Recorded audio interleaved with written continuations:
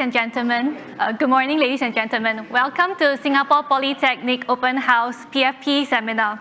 My name is Jeannie and I'm going to be your host today. Before we start, let me remind you that this session is live streamed and a recording of the session will be available on the SPOH website for your viewing.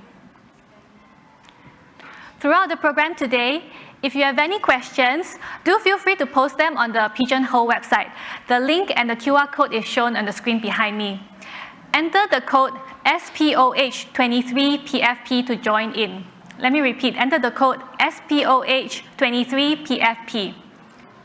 You may post questions, or you may also like questions posted by other participants, and we will be prioritizing answering questions that are highly voted. The following is the program for today. We will begin with an opening address by our director, and later on, our course chair will come and speak on PFP at SP and PFP admission matters. After that, we are going to have a sharing by an ex-PFP student, as well as a sharing by a PFP alumni. And finally, we'll have a Q&A session where we'll answer the questions that you've posted. Without further ado, let me introduce you to the Senior Director of the Common Core Cluster and the Director of the School of Mathematics, Ms. Chow Yun Chi, up here for the opening speech.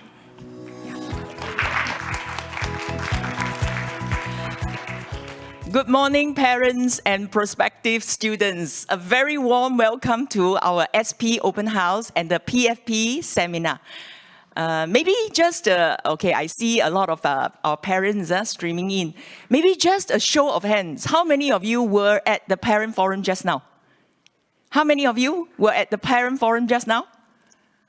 Not too many, yeah, of course. All right, so then in this case, we have a surprise guest later on who actually shared at the parent forum. So I think that very happy to have him with us. Okay. All right, so again, a very warm welcome. I am the Director of Maths and Science, and we oversee PFP programs in SP. So today, I would like to share an overview of how the PFP, the Poly Foundation programs in SP, is about how we designed, how our students perform, and how our graduates perform. All right, then followed by our course chairs, Patrick. He will also share more details about the curriculum as well as the admissions. So first of all, can I check, all right, again, let me check. How many of you can recall when was PFP launched? When was PFP launched? How many of you can recall? Yes. 2013, about that, but then it's actually 2013. So in fact, today, this year, is our 10th batch. So it's already 10 years. So it's actually really time flies. I can still remember that because I was actually involved in the the design with the MOE project teams together with the Polytechnics. So we actually designed this through train program for NA students, normal acad. That time was really the first. It's a very good idea because we already have the integrated IP program for O levels, but there wasn't any through train programs for N-level students. So in fact, MOE formed a project teams, and I was one of them together with the 5 polys, our counterparts. So in fact, when it was launched in 2013, all of us from MOE to all the 5 polytechnics, all of us were so nervous because it was first, all right? And we didn't know how it will turn out, all right? So, but at the end, we were so happy because the students' testimonial is actually speaks for itself. Students really found that the program useful, and then the program has prepared them well for their diploma studies. So it was a big success. And in fact, you can see from this chart, since then, for the past, 10 years, you can see that the enrollment figures has increased, from 200, around 200 that time, to actually close to, or slightly over 350, and is on the rise. So you can see that now PFP is very popular, and I think it's always among the top choice of NA students. And of course, we take in only the top cohorts. But since it is so good, MOE has the plan of expanding it. all right? And how much is it? We don't know, but it's around there. So you can see that it's getting the popular. This is also telling us that, in fact, the Polytechnic Foundation programs are doing good. So how it was designed then, all right? I mentioned about this. First of all, what are the objectives? So it's very clear to all of us. The objectives of PFP is to build, as the name suggested, PFP stands for Poly Foundation Program, is to build a strong foundation, all right, in our students, so that they can have a seamless integration, prepare them well for their diploma studies. Because all our students come here because of our 30 diplomas, because of pursuing your interest, of the areas that you want to deepen. So of course, okay, we want you to succeed in SP, and the PFP is here to make sure you are well prepared and seamlessly integrated into the program. And last but not least, very importantly in SP, it is not just about academic. It is a holistic education. So, you know, for those who have attended the Parent Forum, you will know that we actually have over 100 CCAs, all right? The activities, and in fact, you can actually, if any of your child, of you here, all right, who joined us and is interested to start off a club, we allow you to do that too. All right, so we have actually more than 100 CCAs, and of course, a lot of other opportunities to build a students holistically. Actually, we have one alumni here is actually testify for this one. All right, so later on, I'll introduce him. But very important, these are our objectives. And the key word is foundation, especially now.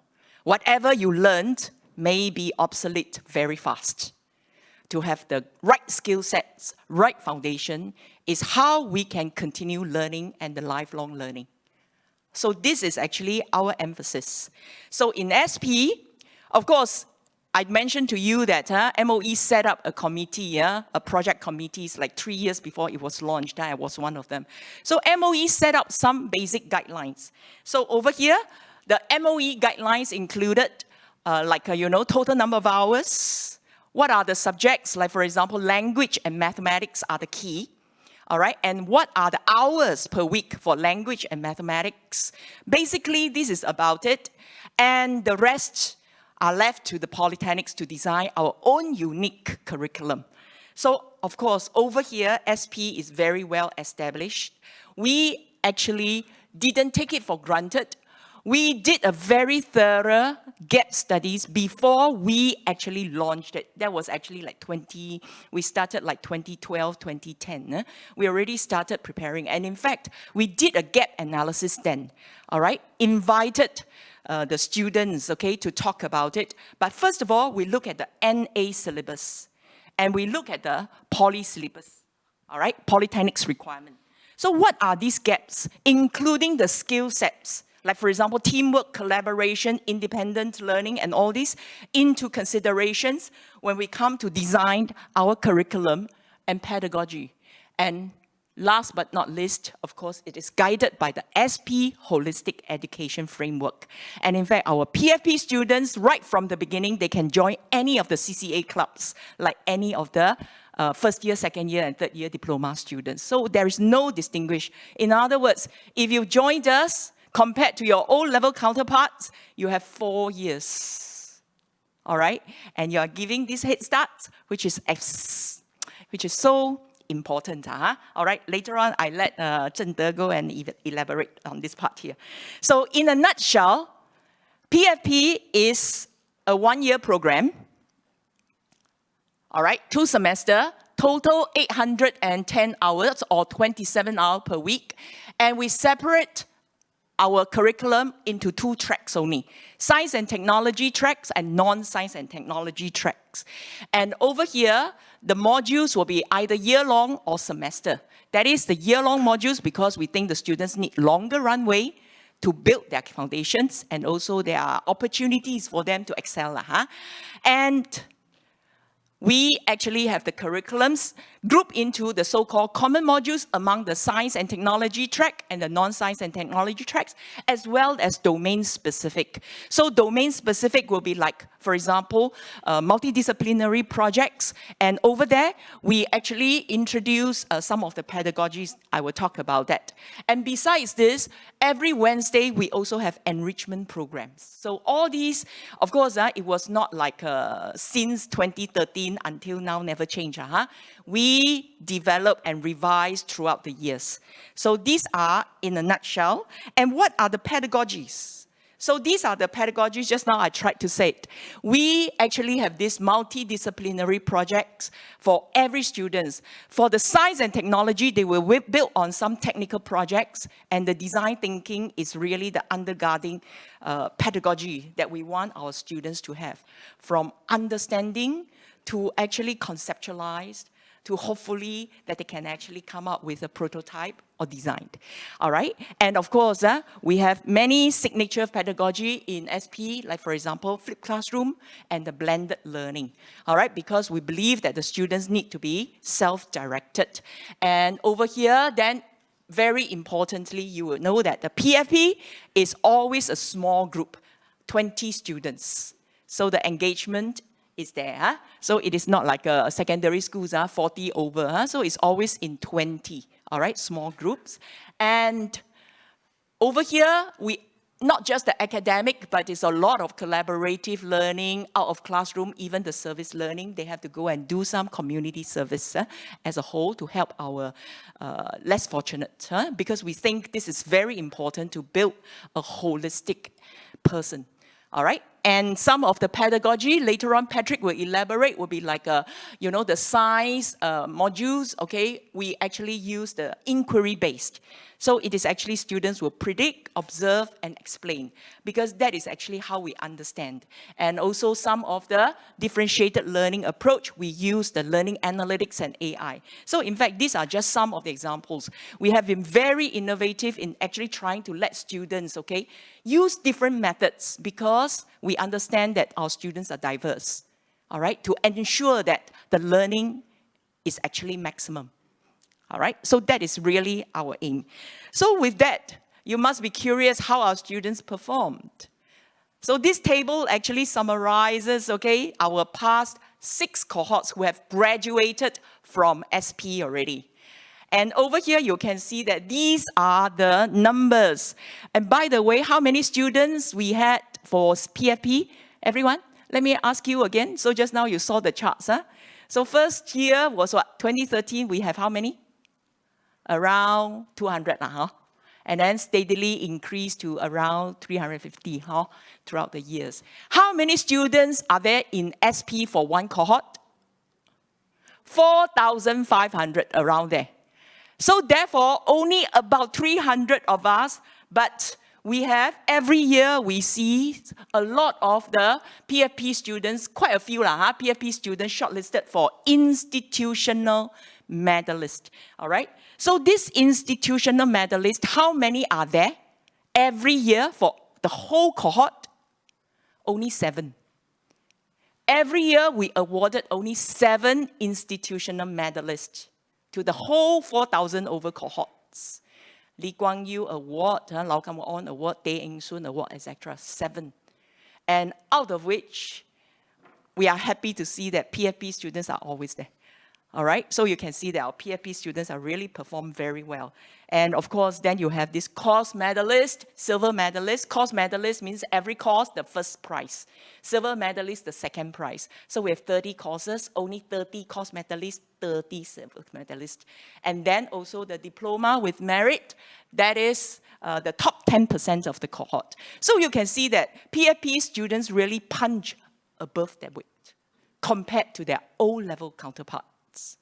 Only 300 out of 4,000 students, and then they are actually performing very well. on top. So in fact, over here is already 10 years. I think we have already have our credentials. In the classroom, when we actually see the students are from PFP, we'll say, yeah, good students, okay? So this is actually as a practitioner. It's true, it's true. So therefore, every time when I actually, like a freshman orientation to tell the new cohort, I always say, hey, look at your seniors, you must make us proud, okay? And actually, the fact is, we are very proud. All right, and I'm very passionate about the PFP. I think it's a great pathway for NAs. All right, and over here, these are the names of our past institution medalist students.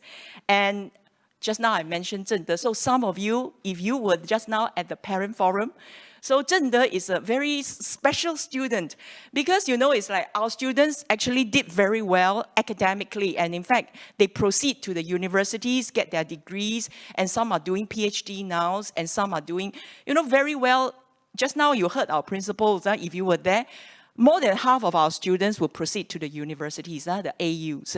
And they mostly from SP, not just PFP. SP students are doing very well in the universities. But Zheng De never go to universities. And he's now the CEO, all right? And not only that, he was actually set up his company while he was still studying. That's why just now I was joking. He did very well at PFP.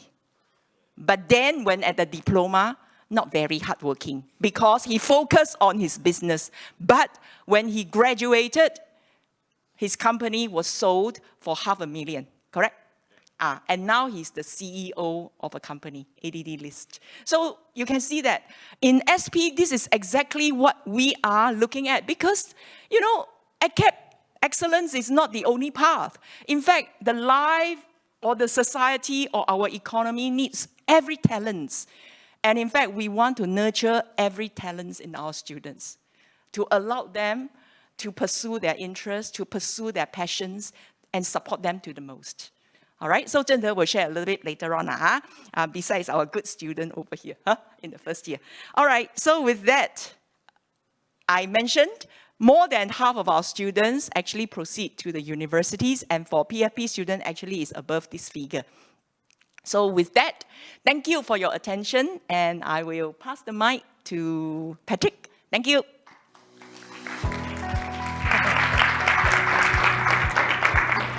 Thank you, Ms. Chow, for your sharing.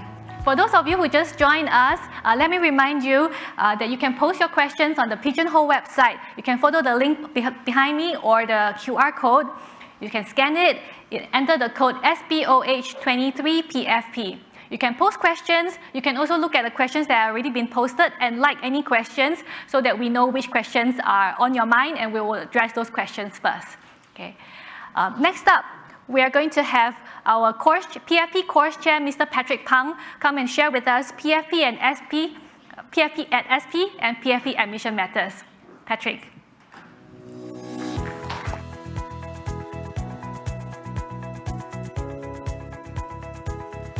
Hello, good morning, everyone. It's great to see all of you here, and those who are joining with us online, nice to see you here as well. So I'm Patrick Pang. I'm the PFP course chair. So I'm here today to share a little bit more about what is it like to study PFP in SP. As shared by our director earlier on, right, what makes SP slightly different is for PFP, actually, we have a school taking care of it, which is a school of math and science. So for other polytechnics, some of them actually directly will go join the schools for PFP. But in SP, it's slightly different. We actually take care of all the 300 over PFP students under the School of Math and Science. So in this way, right, we believe that the bonding is actually better because all the classmates are fellow NA students from other secondary schools and even their ex-classmates.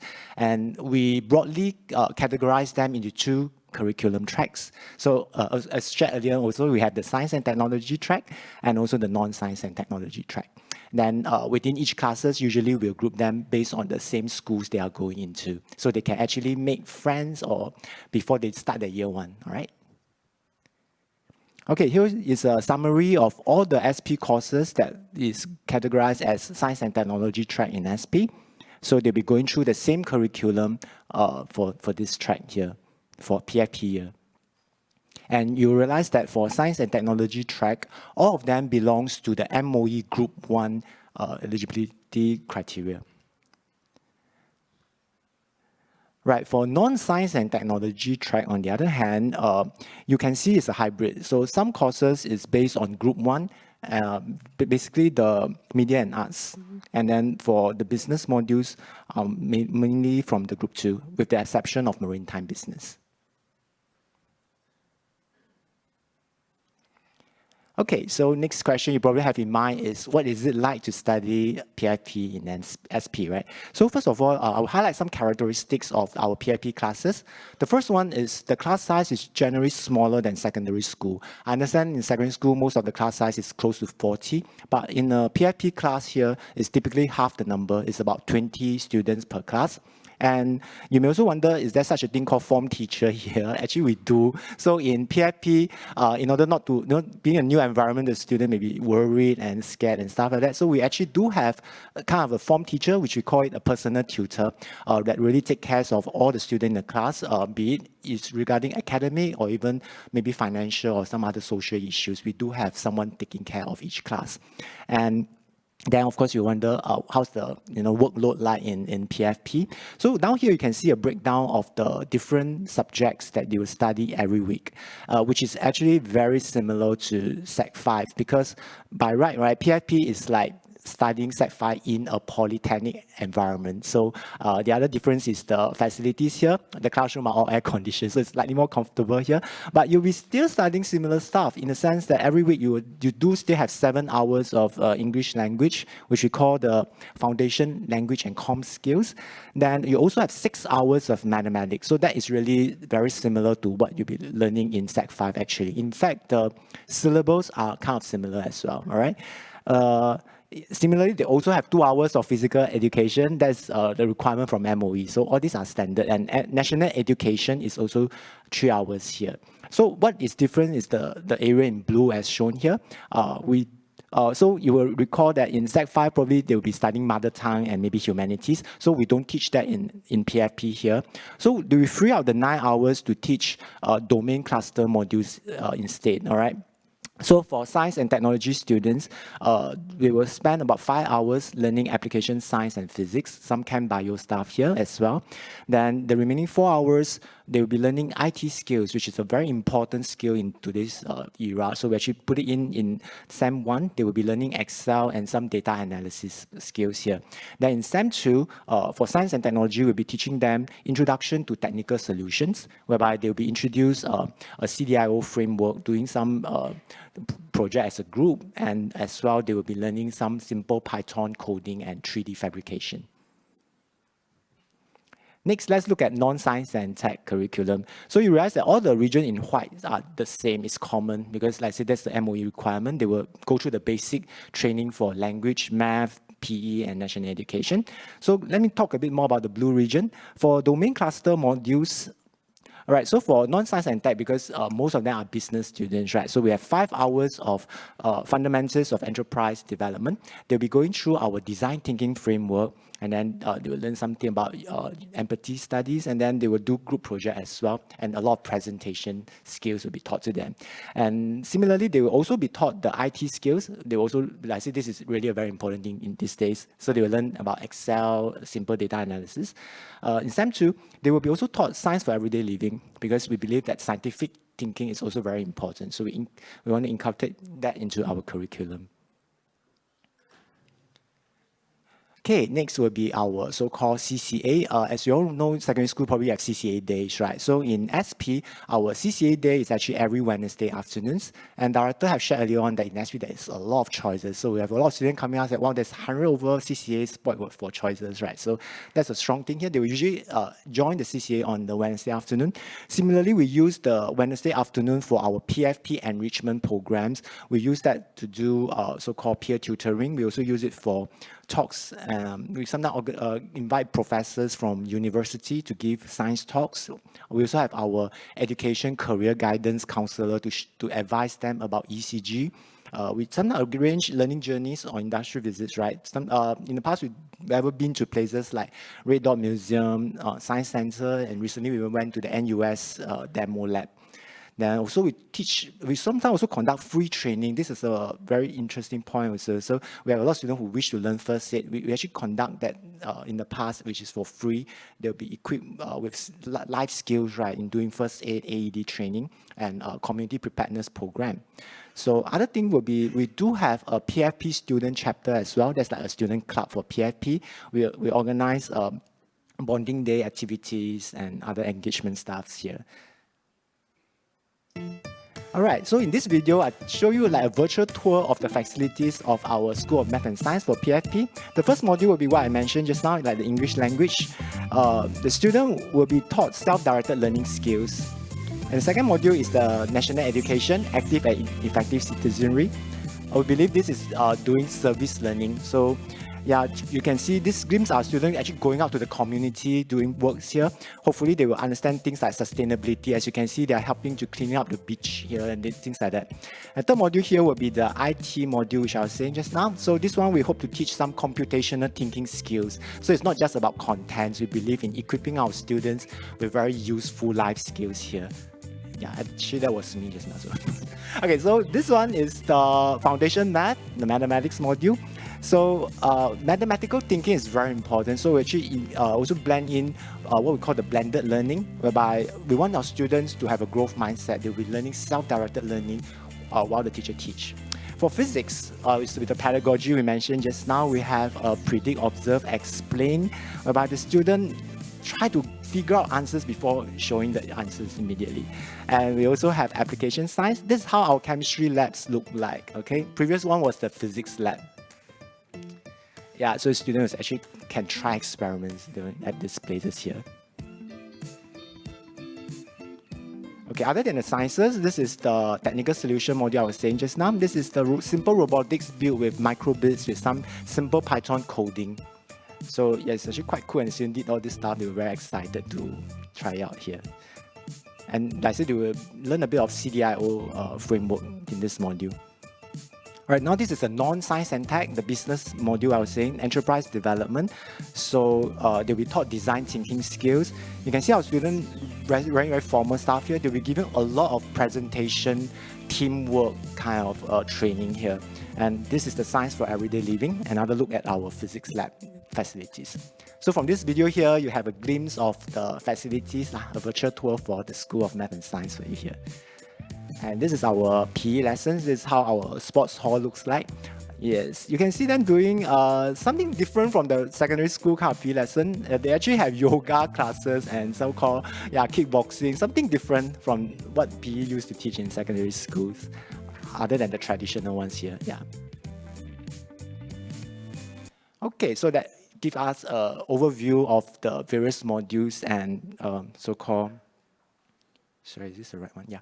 Okay, so now I move on to the next segment, right, which is the academic calendar and the admission matters. So again, our director shared earlier on is a year-long module. That's also a characteristics of PFP in SP. Now, some polys, they do semester-long. For us, we believe in year-long module. It's actually less stressful because so-called the student only take one final exam in term 4, but we have term 1, 2, 3 to spread across the various assessments. So unlike O-level, right, it's like one exam decide the fates, right? But for PFP, we actually split various components. So like term 1, term 2, we have some small tests or we have assignment and stuff like that. So it is less stressful because it's being spread across, all right? So that helps a little bit for your anxiety. You may be happy to know that. And also with this longer runway, I mentioned earlier on, we have personal tutor, right, form teachers. We can have more time for us to react and help students who need assistance.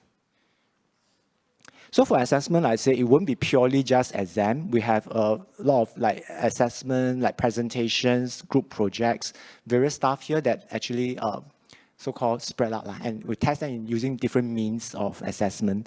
So upon completing all the subjects, the student will actually proceed with their diploma year, all right? So for awards, you may wonder, right? So this is, we have these 4 different types of awards for PFP. The first one is the study award. So for this one, right, it's based on the N-level results. So a lot of you actually have already gotten your N-level results, right? So for the best net aggregate results, right, will be offer study awards whereby you kind of will be studying for free per se. The tuition fee will be covered by these study awards. And at the end of the PFP year, we will have a top student award, the so-called one student for the whole cohort. We also have a director's honors roll, which is the top 10% performance. So Michelle shared earlier on that we have ex-alumni. He was one of our director's honors roll. And we also have a top student speaker later. So they actually got these awards. Yeah. And we also have outstanding class leader awards. So beyond just academic, we also believe in leadership skills. So for students who show good leadership qualities, they will be awarded the outstanding class leader award as well. Okay, so more about admission, which I know a lot of you are concerned about, you know, what choices should I make and stuff like that. So I will continue this portion next. So I believe all of us know that the required raw aggregate score is 12 points to be offered a Form P. Now, so for PFP, right, it's by invitation per se. So if you qualify, the moment you have 12 aggregate points or better, you should receive the Form P. All right, from MOE. Then this is based on the English, Math, and Best 3 with relevant subject.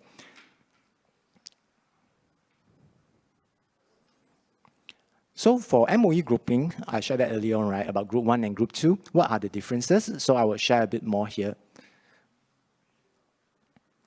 Now, generally, the differences are in red. The first difference you can see is the English language. For Group 1, the requirement is 3, but for Group 2 is 2. And other than that, right, Math and the others are similar. The next one will be the relevant subject. You need to use one relevant subject in the computation here. So the relevant subjects are different for Group 1 and 2. So for Group 1, you can use D&T, Food and Nutrition, Combined Science. For Group 2, you can use Art, Humans, and your accounts if you have that, right? Now, of course, now that we know O-level is coming soon, some of us are hoping that with O-level grade, I can boost up my cut-off points, right? So I will share that the O-level will be translated into the N-level so that we can have a common aggregated score. This is a conversion table for those who are unaware. So if your O-level grade is A1 to B3, it's equivalent to a 1, all right? B4 to C6 is equivalent to a 2, and D7 is a 3. So hopefully, for those who are expecting your O-level results soon, you can get a 1 and improve your score here, right? Okay, so now let's talk a bit about your Form P.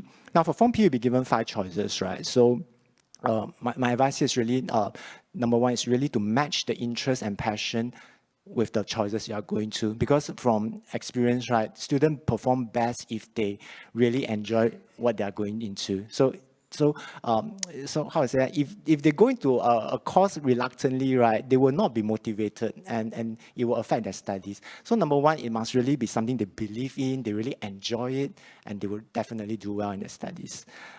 If you are not sure, because at your age, we understand, right, 15 years old, 16 years old, you may not really know what is your passion. There's some tools that we have here. So you can visit our ECG, Education and Career Guidance Counseling there. They actually have questionnaires. So by doing a questionnaire, right, they can actually kind of identify what kind of person or characteristics you are. And from there, you can see, oh, really, I'm a person who's into engineering, or I'm a person who's more artistic inclined. So it may help you to make a decision better. So feel free to visit our ECG booth later as well. So some suggested tips. So the first choice is the most critical one. So choose something that you really want it, but be prepared for the worst, all right? And then try to match the next few choices. Always reserve the last 2 choices, right, for something that, you know, so-called the worst case scenario. If you can't get what you really want, are you comfortable with the, you know, something like that? Because we don't want to waste all your 5 choices choosing something that is probably very competitive, and you can't waste all of them, and you'll be counter-offered by something that you didn't choose from the offer letter, right? Yeah. So application timeline, it will coincide with the JAE, which is next week. So once O-level results is released, you will submit the Form P. For application results who is successful, there will be an offer letter, and you can decide whether you want to accept or not. And our PFP will commence in mid-April. It's a 1-year program, right? some of you may ask about the tuition fee. The good news is for PFP, it's really heavily subsidized. For Singapore citizen, it's $340, which is almost the same as Sec 5. So it's really heavily subsidized. So it will not be charged the diploma rate, but it's really pegged to Sec 5 fee. Then next question you may want is, how about the cutoff point, right? Because as we know, different courses have different cutoff point. So the QR code on the left, right, if you were to click on this, you can find a table showing the various range of cutoff point for PFP different courses here. Alternatively, we have a PFP booth at the SPCC.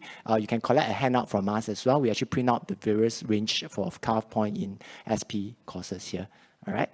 So with that, I think I've come to the end, and I'll pass it back to Jingyi.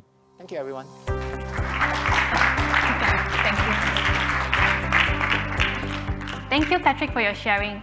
Next up, we're going to have an ex-PFP student here to share with us. He is currently in year 1 of diploma in mechanical engineering. His name is Abdullah bin Zainal. So I'll hand the time over to Abdullah.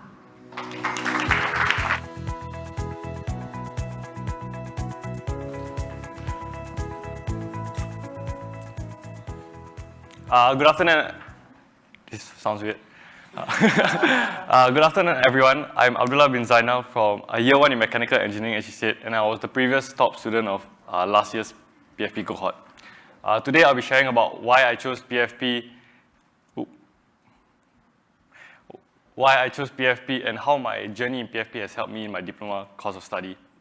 So the first reason that I chose PFP was because of its priority over skills than content. The second reason I chose was because of its close guidance with its lecturers and seniors with the current PFP students. And the last reason is because of the wide array of CCAs offered in SP. Now, I'm not going to lie to you, a lot of the things that I will say is already mentioned by the previous slides, but at least now you get to hear it from a student. So, firstly, what do I mean by the skills over content? As previously mentioned, in PFP, there's no focus on learning about what we're already going to study because we're already going to forget that. What we are focused to learn is design thinking, which is essentially a thinking process to solve problems, whether it be in the sciences, the engineering, or business, or even in the arts. And an example of this would be even the design students in SP will still have to learn mathematics, which kind of doesn't make sense. But once you get into the course, you realize that when you learn mathematics, you develop a logical and mathematical thinking, which can be applied to your design processes. And back when I was in PFP, I also thought that learning English in PFP didn't make sense because I'm going to mechanical engineering. I thought like, mechanical engineering, English, why? But turns out when I came to mechanical engineering, I realized that I actually needed the presentation skills, and I also needed the report writing skills. And a lot of the skills developed in PFP has helped me a lot in my course of study. The next one is the close guidance. So the reality is, when you come to Polytechnic, right, you're going to realize that your life is really, really independent. We're kind of thrown our work to us, and this is not just for SP, but really any other Polytechnic, is that you're going to have to take initiative of your own learning. And unlike secondary school, you're not always told what to do. You're not going to have someone to tell you, oh, do this, and then you can get that. You're going to have to learn it by yourself. So coming from secondary school, where your life is very dependent on your teachers and your friends, to a life where you're very independent in Polytechnic, PFP offers the transition between this dependent life to an independent life with the close guidance given by our lecturers and seniors here. So for example, we have our personal tutors, and in PFP, unlike in our diploma course of study, is that our lecturers will be teaching us a lot, and our lecturers will be in contact with us, which is really nice. I'm still talking to Mr. Fang. And with regards to, what did I mention? With regards to the seniors, we have something called PFP tutoring. So even if you may not be catching up with the studies in PFP very well, you'll still be given support, such as support from seniors such as myself, where we'll be tutoring our juniors weekly, so that you can cope with the studies here in PFP. And its transition from PFP has really helped me, because when I came to year one, I didn't feel like being independent was very foreign to me, but I definitely felt that there was a difference between PFP and year one, and I appreciate how much guidance PFP has given me. And the last reason is the wide array of CCAs in SP. The thing about PFP is that our grades here won't affect our grades in our year one, year two, and year three. Our GPA aren't interlinked. So what this means is that if you choose to do good or better in PFP, it doesn't really matter unless you're aiming for awards. But it doesn't really matter because it won't touch your grades in your year one, and so forth. So during this 1 year, you're actually given an opportunity to work on your CCA portfolio, and you'll have time to prioritize over CCAs. And where else would you want to pick? Where else would you want to come to CCAs other than SP? Because if you do not know, SP has the most CCAs across all other polytechnics. And this time given in PFP has really helped me, because I decided to join a lot of CCAs, and trust me, that really made my experience in poly much more enjoyable. And now that I already worked on my CCA portfolio, I no longer have to worry about it in my diploma course of study, but I'm still in the CCAs because I enjoy them a lot. In conclusion, my journey in PFP has really helped me. The skills learned, the support that I had, and if not for PFP, I don't think that I can be an engineering scholar that I am right now, and that's how grateful I am for it. So I hope that I see a lot of you in SP, and thank you for listening.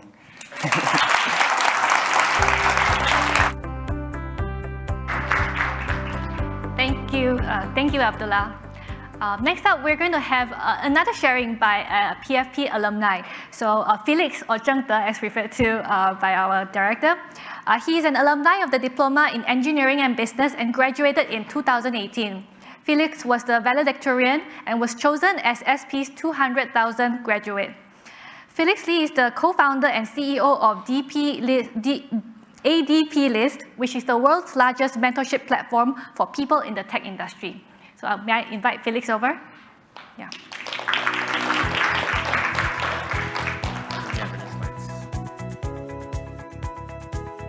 All right, thank you all so much for having me. Thanks, Michelle, for having me here. Very last minute. So first of all, thank you all for showing up this on a weekend. Actually, the most important thing that I always talk about is showing up. So the first step is showing up. One of my very close friends, the best advice that he gave me was, you have 100% of the work, 50% is about showing up. So you have done 50% of your job. I graduated in 2018 officially from Singapore Poly, but I was the second batch of Poly Foundation program. So to be honest, when I came to PFP, I was very unsure, right?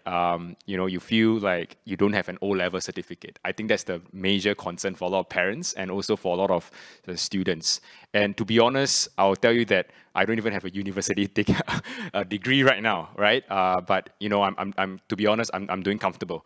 So it's not really about the O-level. I'll be very honest with you. Things have changed. I think parents who are working right now can attest to that.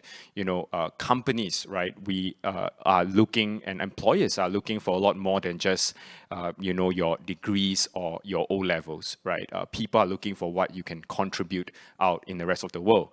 The results, and the way that you communicate and speak, right? One of the things that they mentioned here was about communication skills, right?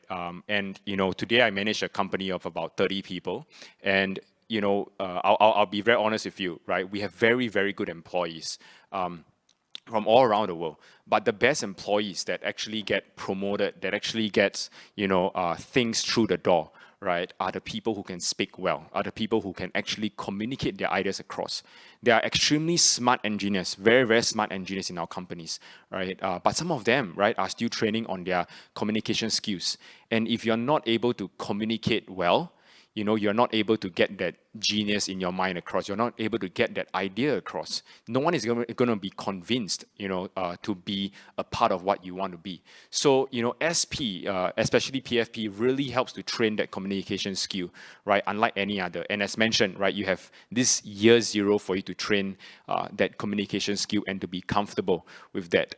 It might not make sense to you right now, but I'll tell you that honestly, when you graduate, you look back, it will make a lot of sense.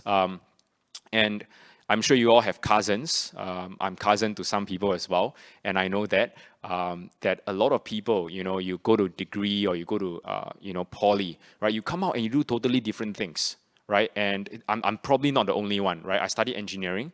Now I'm doing a lot of more management, a lot of more product stuff, management stuff as well. Totally not related to my, Polytechnic, bachelor's or anything at all. And I'm sure a lot of people as well. Now, the important thing here is to understand why this is happening, right? Not just in Singapore. The important thing here is to understand that people's interests change. Our passion change over time. And that is completely okay. You might not know what you want today, right? That's fine. Really, I want to assure you that is fine. But some things should never change. Work ethics, right? Work ethics should never change, right? Hard work. Things that, you commit to someone, you made a promise, you show up, you work hard. These are the things that, when you are in poly, right? You go through the life skills, you go through the internship. It really teaches you such things, right? And such mentality is something that, are very obvious, right? So for example, we recently raised $2 million, right? And some founders, they come to me and said, how do you do that? I said, look, I don't come from a upper class family in Singapore, right? In fact, middle, lower class, right? HDB, right? Very simple. I came from the neighborhood school, Kranji Sec, right? We call ourselves the RI of Choa Chu Kang, right? Because obviously we are wearing white, right? And so, you see, I don't really come from a privileged background, right? So they asked me, so how do you get all this? I said, look, there is a goal, and I think that there is always ways to get there. But the thing is that, do you have the heart and the hard work to want to get there?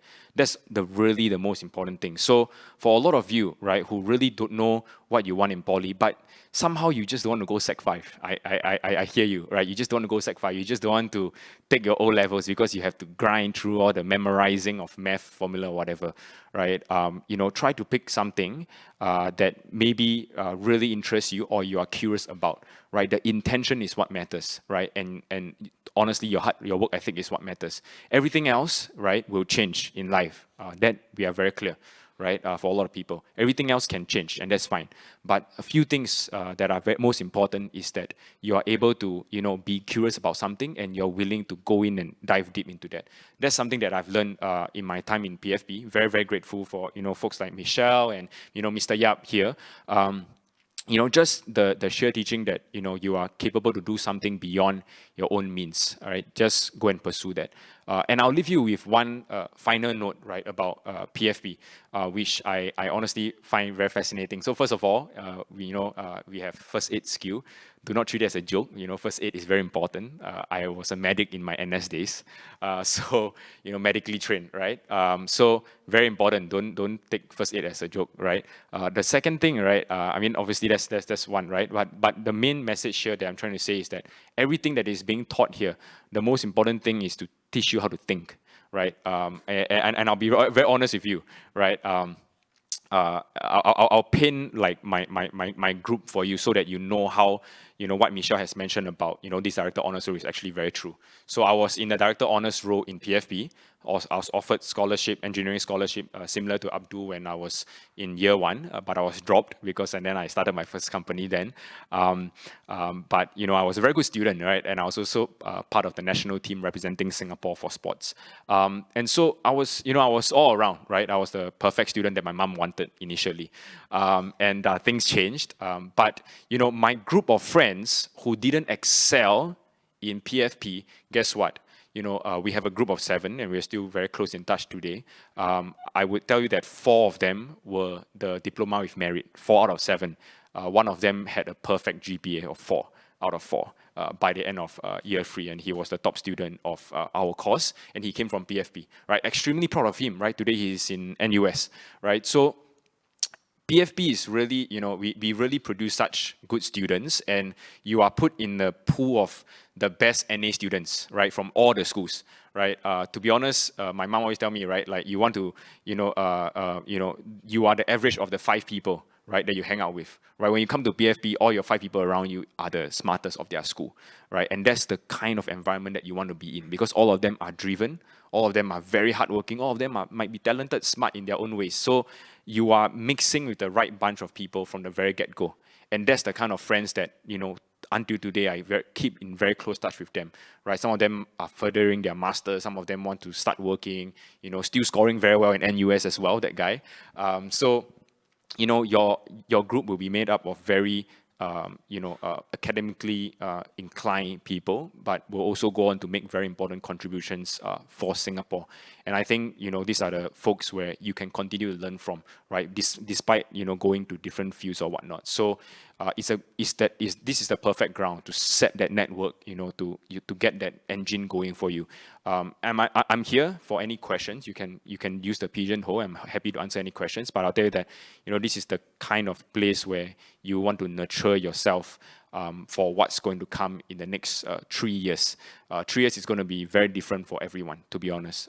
But as long as you maintain the equanimity of hard work and that friendship with your PFP network, the 3 years will be very, in a way, easy for you, but also very fun, and you can explore as much things as you want. One last thing, now you know that personality test is not just for your relationship, it is also to help you find your course. All right, so make use of the tools that Michelle and Patrick has shared today. So thank you all so much for coming, and look forward to any Q&A if any. Thank you all so much.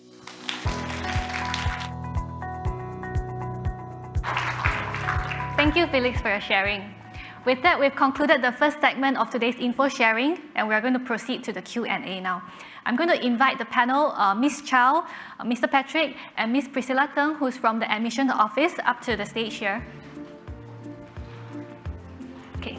Please continue to post your questions on the Pigeonhole website through the link or the QR code shown here. I think we want to provide a little bit of time for the Q&A, so we might overrun by about 10 minutes. So we apologize for that, and we hope that you can stay if you don't have anything else after this. You stay for the questions. Okay.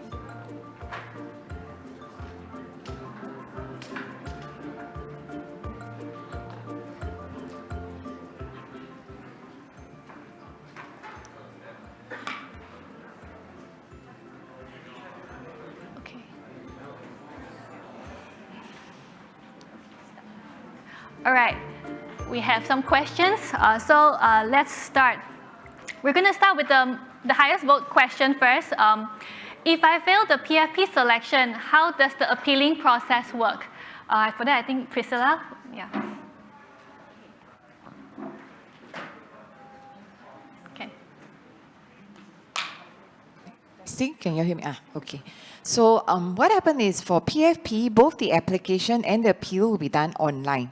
Okay, on the 26th, on the 26th of January, the PFP posting outcome will be known. So when you see whether you will have 3 choices. You can either accept the course offer, reject the course offer, or you can then appeal for a course that you're eligible for, that where you meet the MERs, the eligibility, and also the last aggregate score.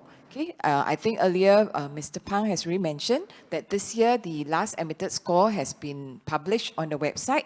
So you can only appeal for courses that you meet the LAS as well. Okay, thanks. Okay, thank you, Priscilla. Let's look at the next question. Okay, for a student with gross aggregate of 12, net 10, after deducting 2 points from CCA, compared to another student with gross aggregate of 10, will the latter student get a priority for the PFP placement? Okay, the whole PFP exercise will be actually based on merit. Okay, so we will actually, the computer, not worse. Okay, what will happen is the students will be ranked based on your NET ELMAB3 aggregate, which stands for English, Maths, the relevant subject, and the 2 other best subjects. Okay, so of course, with the CCA bonus, those with the best grade that is 3 will be considered first. and then you go down to 4, and then 5, and 6. So, you know, we don't bother whether it's a net or a, how to say, raw, that you get 10 points in that sense. Okay, the only time that it may come into play is when it is a tiebreaker. Let's say we come to the course, there are 2 students who are vying for 1 vacancy. Then we will use tiebreakers that will look at citizenship, the aggregate, and then, yeah, things like that. Okay, thank you. Okay, the next question we have is, can I participate in CCAs during PFP? I think you guys have heard a lot about our students sharing about them participating in PFP, CCAs, right? So definitely the answer is yes. I think I'll answer that first. Okay, next question. Is there a possibility to appeal even if one of the grades are B4 but have an aggregate lower than 12? Okay, to be considered for PFP, you will need to meet the course minimum entry requirements, like which I've already mentioned earlier. Okay, so in Singapore's education system, it doesn't mean that's the end of the road for you. Okay, so if you did not meet the aggregate for PFP, you can always go and do your Sec 5. And then next year, you could apply through the early admissions exercise if you have aptitude and passion for certain courses and you have your portfolio and so forth. Okay, even if you don't have, you can still apply through the joint admissions exercise when the O-level results are out in January. Okay, for some of you, maybe you prefer the ITE route, the Institute of Technical Education. You could also, you know, if you meet the criteria of ELMA B3 of 19 and below, you could also apply for their DPP program, the direct poly program, where if you meet the minimum GPA for the IT course, you will definitely be offered a place in a poly. Okay, thank you. All right. Oh, okay. I'm sorry. Okay, let me ask the question. What will happen if we cannot get into the course of my top 5 selection due to competitiveness of the intake? To have a better perspective, the courses selected are between 3 to 5 points cutoff. Thanks. Okay, my advice generally is you have 5 choices for your PFP application. So in your first few choices, probably first 2, put in courses that you're really interested in. Because after all, this LAS is the last admitted score is a reference. We wouldn't know this year whether it would be better or it would be worse. So put in something that you're really interested in. But in the last 2 choices, I would suggest that you put in courses that you're still relatively interested in and, you know, have a better chance of getting in. So, like I said, you know, when the posting is out, okay, what happens is if you choose all that's between 3 to 5, you know, unfortunately, you will not how to say, successful in any of the course choices. Sometimes the system may manually post you to a course that has a vacancy. Okay, at that point in time, when the posting is out, you can again look at it. Like I said, you know, the same options. You can either choose to accept, or you say, oh, I don't want, I want to go and do Sec 5 or go to do ITE. Or you can try and appeal if you meet the course criteria plus the LAS. Okay, thank you. All right. For a student with grade 3 for English language, any chance to appeal to get into a Group 2 PFP program? Sorry, no. You have to meet the Group 1 or the Group 2 criteria to be considered for the respective courses. Okay, thank you. All right. What are the cutoff points for each courses in terms of PFP? Okay, you can actually look at the LAS. They are all on the website. So there are 2 places. You can look at either our SP homepage, our SP webpage. You go to admissions, the admissions exercises, Polytechnic Foundation Program. That gives you the overview of what is our Polytechnic Foundation Program about and so forth. And then we also list out all our courses with the LAS. Okay, if you want to know for all the polys, you can also go into the Polytechnic, the PFP application website, which is php.polytechnic.edu.sg. Okay, so then you can always, over there, you can see all the 5 polys, what are the courses and what are the LAS range. Okay, thank you. All right. What happens if a person were to fail in their PFP year? What are their options and what is the historical failure rate? So maybe Patrick can take this question. Okay, yeah. So first of all, we must say that it's very, very rare that a student were to fail in the PFP year. So for historical wise, right, we have close to 100% pass rate every year. But having said that, yes, we do have very rare occasion failure. So first of all, you may want to wonder why that happened, because we actually have a lot of safety net in PFP for SP. Like I say, we have a runway of one entire year. So every term actually, earlier on I shared that we have form teachers and personal tutors, right? So actually we monitor all the students very closely. So students who show signs of like maybe difficulty in adjustment, or he has some other personal issues, we actually do step in to help them and do interventions. So that's why our pass rate has always been very good. But for students who really fail, right, usually it's not due to academic reason. I mean, the fact that you can come into PFP means that they are, like, let's say, one of the top students in the NA level. So for them to fail is really because they have some personal issues. They stop coming to school completely. There's no way we can help them when that happens. And so for that cases, let's say it's pretty unfortunate, but most of the time it's close to 100% pass. Okay, what if they really fail? What are the options? There are three general pathways that they can choose. Number one is they can actually repeat Sec 5. They can actually go back to their secondary school to repeat the Sec 5. The second option is they can actually take O-level as a private candidate. So I understand like some students with financial difficulties, they may work part-time and they self-study, they can still have O-level as a private candidate. The third pathway would be to apply for ITE if their aggregate score can satisfy the condition. Ms. Chow, is there anything you would like to add on? No. And as Patrick said, really, if you work hard, you definitely will pass. But if the students are not motivated for whatever reasons, not attending classes, not coming in, maybe failure is a good choice for them to learn hard from the life. That is what we think. All right, yes. Okay, thank you. Let's see another question. Will a portfolio be needed for appealing of PFP? If so, how do the people deciding the students know more about the students other than their grades like leadership roles, etc.? Okay, appealing is done through the system. You don't need to submit any portfolio. Similar to application posting, appeals posting is again based on merit. The students again will be ranked, those with 3 points, 4 points, 5 points, and so forth. So those with better aggregate definitely will be considered first. Okay, we have about 5 more minutes. We'll try to answer maybe 2 or 3 more questions. Okay, how do I receive Form P? Because I have a score below 12, but I don't have it. Okay, the Form P will be only given to your secondary school on the day where the release of O-level results, which is on the 12th of January. So if you have a Form P, your school should be contacting you to ask you to go and collect it from the secondary school. Okay, thank you. Let's see.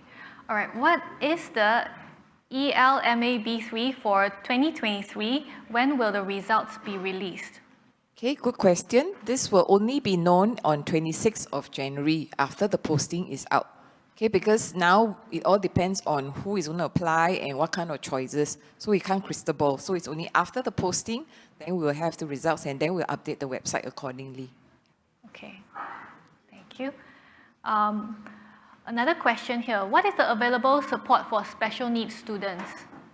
Maybe Patrick can take this question. Sure. So we do understand this importance of special needs. So actually, again, I mentioned we have the form teacher, right, our personal tutor. So actually, it will be done very confidential because special needs students usually will handle in confidentiality. So the so-called form teacher will actually approach the student to so-called offer any assistance that is needed. So some form of support includes like we can actually apply for time extension if there's medical documents to support it.